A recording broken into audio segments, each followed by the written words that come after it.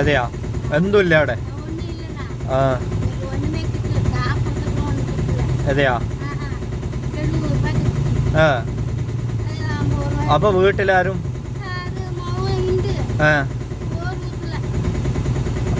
പണിക്കൊന്നും പോവില്ല? അതെന്ത്? നാട്ടില്? നിങ്ങളിവിടെ താമസം കുറേ കാലമായി? സാധാരണ വണ്ടി കയറുന്നല്ല, അതുകൊണ്ട് ചോദിച്ചാ. ആ ആ അല്ലേ? അതെ, അത് കടവുള്ള തരും. കടവുള്ള നമ്മളെ വായി കയറിയ കടവുള്ളല്ലേ, കടവുള്ള തരും. ഞാൻ സാധാരണ നിങ്ങൾ ഇവിടെ കാണുന്നതുകൊണ്ട് ചോദിച്ചതാണ്. നിങ്ങൾ അവിടെ നിന്ന് കയറുന്നതല്ലേ? ആ കൊണ്ടുവന്ന് വിട്ടായി. ഹായ്, എല്ലാവർക്കും സുഖമല്ലേ? തൻസീൽ ന്യൂസിൻ്റെ വേറൊരു എപ്പിസോഡിലേക്ക് നിങ്ങൾക്ക് സ്വാഗതം. ഇന്ന് ഞാൻ പറയാൻ ഉദ്ദേശിക്കുന്നത്, നിങ്ങൾ ഈ വീഡിയോ കണ്ടല്ലോ, അത് കണ്ടിട്ടുണ്ടാവും നിങ്ങൾ. സാധാരണ നമ്മുടെ കാസർഗോഡ് സപ്തഭാഷാ സംഗമഭൂമി എന്നാണ് പറയുന്നത്. ഈ കാസർഗോഡ് പ്രത്യേകത ഏതാണ്? കേരളത്തിൽ നിന്ന് ജസ്റ്റ് ഒരു 50 കിലോമീറ്റർ അപ്പുറം പോയി കഴിഞ്ഞാൽ മംഗലാപുരം, കർണാടക ബോർഡർ. ഈ കർണാടക ബോർഡർ ടച്ച് ചെയ്യുന്നുണ്ട്. നമുക്കിവിടുന്ന് പല സംസ്ഥാനങ്ങളിലേക്കും വളരെ ദൂരക്കുറവാണ്. ഈ സപ്തഭാഷാ സംഗമ ഭൂമി 7 ഭാഷകൾ കൊണ്ട് നമ്മുടെ കാസർഗോഡ് അറിയപ്പെട്ട ഒരു സംസ്ഥാനം. ഈ കാസർഗോഡ് അറിയപ്പെട്ട ഈ സംസ്ഥാനം, ഈ പ്രത്യേകത വെച്ചിട്ട് ഞാൻ ഇന്നലെ സാധാരണയായിട്ട് എൻ്റെ വണ്ടിയിൽ കയറുന്ന ഒരു സ്ത്രീയാണത്. ഒരു വയോധിക, വല്യമ്പച്ചി എന്നൊക്കെ പറയും. ഞാൻ കുറച്ച് കാലമായി ടൗണ് വണ്ടി ഓടിക്കുന്ന സമയത്ത് സാധാരണയായി പുതിയ ബസ് സ്റ്റാൻഡിൽ നിന്ന് ഈ സ്ത്രീ കയറും. ഞാൻ കാണുന്നതാണ് സാധാരണയായിട്ട്. ചിലപ്പോൾ എൻ്റെ വണ്ടി തന്നെ നോക്കി വരും, എന്നിട്ട് വണ്ടി തന്നെ കയറും. ഞാൻ ചിന്തിക്കുകയാണ്, ഇങ്ങനെയുള്ള മനുഷ്യരും നമ്മുടെ ഇടയിൽ പല സംസ്ഥാനങ്ങളിൽ നിന്നും വന്നിട്ട് ജീവിക്കുന്നവരുണ്ട്. ഇവിടെ ഞാൻ ഓർത്തു പോകുന്നൊരു കാര്യം, മറ്റ് മനുഷ്യരിൽ നിന്ന് വിഭിന്നമായിട്ട് ജീവിക്കുന്ന ഇത്രയും സാധാരണയായ വളരെ താഴ്ന്ന വിഭാഗത്തിൽപ്പെട്ട ഒരു സ്ത്രീയാണ്. ഇവർ സാധാരണ കയറുന്നുണ്ട്. 40 രൂപയുടെ ഓട്ടോമേളിൽ ഇവർ താമസിക്കുന്ന സ്ഥലത്തേക്കുള്ളൂ. ഇവിടുത്തെ കാര്യമല്ല, തമിഴ്നാടുകാരിയാണ്. ദൈവത്തിൻ്റെ വലിയ ആളാണ് കടവള്ളയുടെ. ആ വീഡിയോയിൽ പറയുന്നത് കാണാം നിങ്ങൾ, കടവള്ള. അപ്പോൾ പ്രായം കൊണ്ട് വളരെ എൻ്റെ വല്യമ്മയുടെ ഒക്കെ പ്രായത്തിൽ വരുന്ന ഒരു സ്ത്രീ. ഞാൻ വരെ സാധാരണ ശ്രദ്ധിക്കില്ല. അപ്പോൾ കയറിയിട്ട് വരുന്ത് ചെയ്യും, ഇറങ്ങുമ്പോൾ 10 രൂപ കൂടുതൽ തരും. അതിനി ആരുടെ വണ്ടിയിൽ കയറിയാലും അവിടെ സാധാരണയായിട്ട് അവിടെ അറിയുന്ന ഒരു ആൾക്കാർക്കൊക്കെ അറിയുന്നതാണ് ഇവർക്ക് ഒരു പൊരുത്തപ്പെട്ട് പോകുന്ന ആൾക്കാരുടെ വണ്ടിയിൽ ഇവർ വന്ന് കയറും, അവരെ തന്നെ നോക്കിയിട്ട്. അങ്ങനെ ഞാൻ ഇന്നലെ ഇവരോട് ചോദിച്ചതാണ്. കാരണം ഇന്നലെ ഇവർ സാധാരണ 50 രൂപ തരും. 50 രൂപയുടെ ഓട്ടേ ഉള്ളൂ അവിടത്തേക്ക്, പക്ഷെ 50 രൂപ തരും. അപ്പോൾ 50 രൂപ കറക്റ്റായിട്ട് തരും. കാരണം ആ ഭാഗത്ത് ആ റെസിഡൻഷ്യൽ ഏരിയ ആണ്. ടൗണിൽ അത്രയേ ഉള്ളൂ 40 രൂപയുടെ ഓട്ടം. അപ്പോൾ ആ റെസിഡൻഷ്യൽ ഏരിയയിലേക്ക് പോയി കഴിഞ്ഞാൽ അവിടെയുള്ള പല ആൾക്കാരും തരുന്നത് 40 രൂപ എണ്ണിപ്പറക്കി കറക്റ്റാക്കി തരും. പക്ഷേ ഈ സ്ത്രീ സാധാരണയായി ഞാൻ കാണുന്നതാണ് 50 രൂപ തരുന്നു.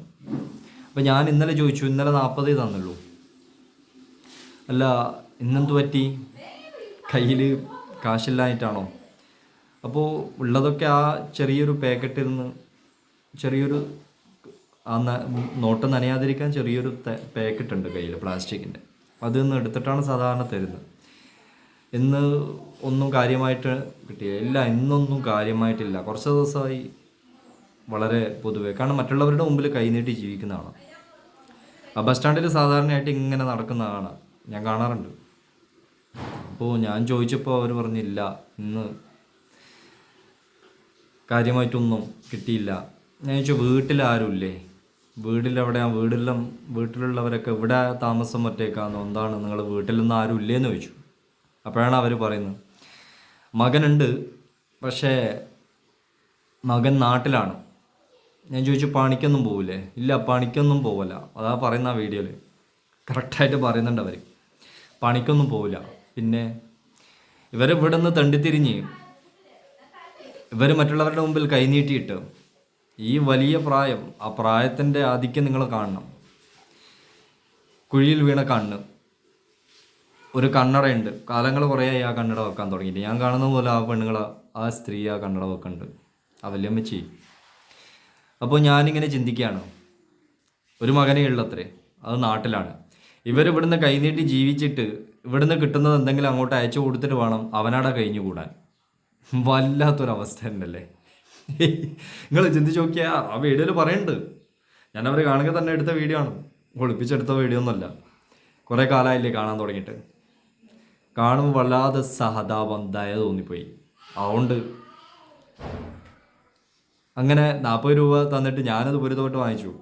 എനിക്ക് വിഷയമില്ല, അവർ 40 രൂപ അല്ല, അവരിനി 20 രൂപ തന്നാലും കുഴപ്പമില്ല. തിരിച്ച് ഞാൻ അവർക്ക് 20 രൂപ അങ്ങോട്ട് കൊടുത്തപ്പോൾ അവർ പറഞ്ഞ വേണ്ട, ഇത് നീ വെച്ചോ, നീ പിന്നെ അധ്വാനിക്കുന്നതല്ലേ എന്ന് പറഞ്ഞവർ, നീ വെച്ചോ, വിഷയമില്ല. അപ്പോൾ നമ്മുടെ ഇടയിൽ ഇങ്ങനെയുള്ള ജീവിക്കുന്ന മനുഷ്യരുണ്ട്. എന്നാൽ ഞാൻ ചിന്തിക്കുകയാണ്, ഇതേ നമ്മുടെ കാസർഗോഡ് ജില്ലയിൽ നിന്ന് വേറൊരു ഭാഗത്ത് നിന്ന് ഞാൻ എന്ത് ചെയ്തിട്ടുണ്ട്, ഇതുപോലെ വാടകയും കൊണ്ടുപോയിട്ടുണ്ട്.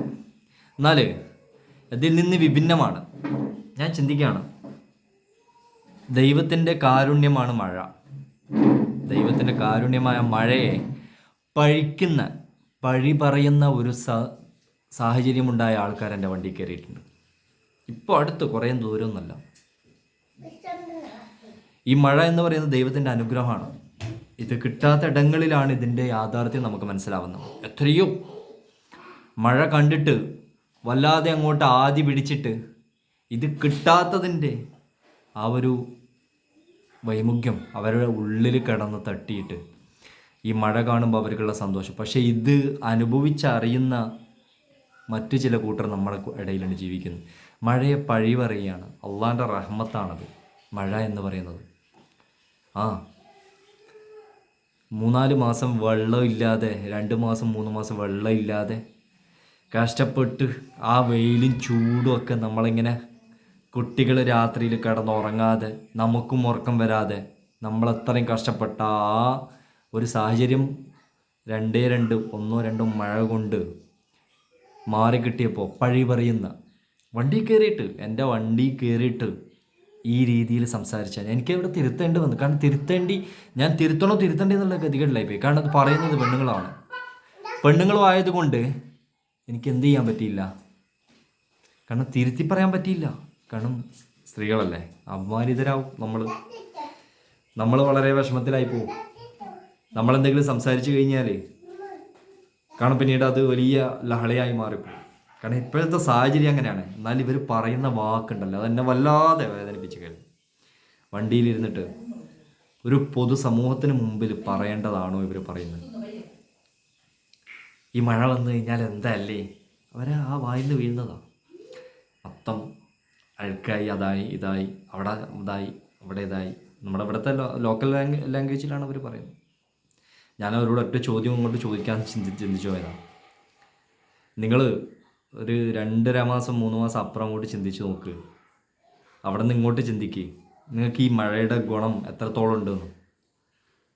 നിങ്ങൾ ഈ പറയുന്ന വാക്കുണ്ടല്ലോ, നമ്മളെപ്പോഴും ചിന്തിക്കുക. നമ്മളിടയിൽ ജീവിക്കുന്ന മനുഷ്യരിതാ ഇതുപോലെയുണ്ട്, ഒരുപാടുണ്ട്. നമ്മൾ കാണാതെ കൺകെട്ടത്തായി വെക്കുന്നവരാണ്. മുഷിഞ്ഞ് നാറിയ വേഷമാണ്. എന്നാലും ആ സ്ത്രീയുടെ വായിന്ന് വരുന്നത് കണ്ടോ, കടവിള്ള. എനിക്ക് കടവിള്ള തരും, ഇന്ന് എനിക്ക് കിട്ടിയില്ലെന്നേ ഉള്ളൂ. അവർക്ക് ആ ദൈവത്തിനോടുള്ള ഒരു നന്ദി കൂറ്. എന്നാലും നമ്മളിടയിൽ കിടക്കുന്ന കുറേ മനുഷ്യന്മാരുണ്ട്. അവർക്കിത് ദഹിക്കില്ല. അവർക്കറിയില്ല യഥാർത്ഥത്തിൽ. ഇതുപോലെ എത്രയോ ജീവിക്കുന്ന മനുഷ്യർ നമ്മളെ ഇടയിലുണ്ട്. പക്ഷെ എന്ത് ചെയ്യുന്നില്ല, നമ്മൾ കണക്ക് കൂട്ടുന്നില്ല. എപ്പോഴും ചിന്തിക്കുക, ദൈവത്തിൻ്റെ അനുഗ്രഹമാണ് മഴ. ആ മഴയെ പഴി പറയുമ്പോഴും ദൈവം തരുന്ന ഓരോ അനുഗ്രഹത്തെ നമ്മൾ കണ്ടില്ല എന്ന് നോക്കുന്നതാണ്. ചിന്തിച്ചോ, കുറേ കാലമൊന്നും അങ്ങോട്ട് പോകേണ്ടതില്ല. ഈ കിട്ടുന്ന മഴ ചിലപ്പോൾ നമ്മളെ എന്ത് ചെയ്യും, ഒഴിവാക്കിയിട്ട് വേറെ ഏതെങ്കിലും രാജ്യത്തോ വേറെ ഏതെങ്കിലും നാട്ടിലോട്ടോ അങ്ങോട്ട് തീരും. പിന്നെ ഇവിടെ ചൂട് കൊണ്ടും സഹിക്കാൻ പറ്റാതെ വിളവെടുപ്പൊന്നും ഇല്ലാതെ എന്താവും, പട്ടിണി കിടന്ന് ദാരിദ്ര്യത്തിലോട്ട് പോകാണിപ്പോഴും. അത് ഓർത്തിട്ട് വേണം നമ്മളെപ്പോഴും ചിന്തിച്ചിട്ട് വേണം സംസാരിക്കാൻ. അതല്ലെങ്കിൽ കൈവിട്ട് പോകും, പിന്നെ ഒന്നും ചെയ്യാൻ പറ്റില്ല.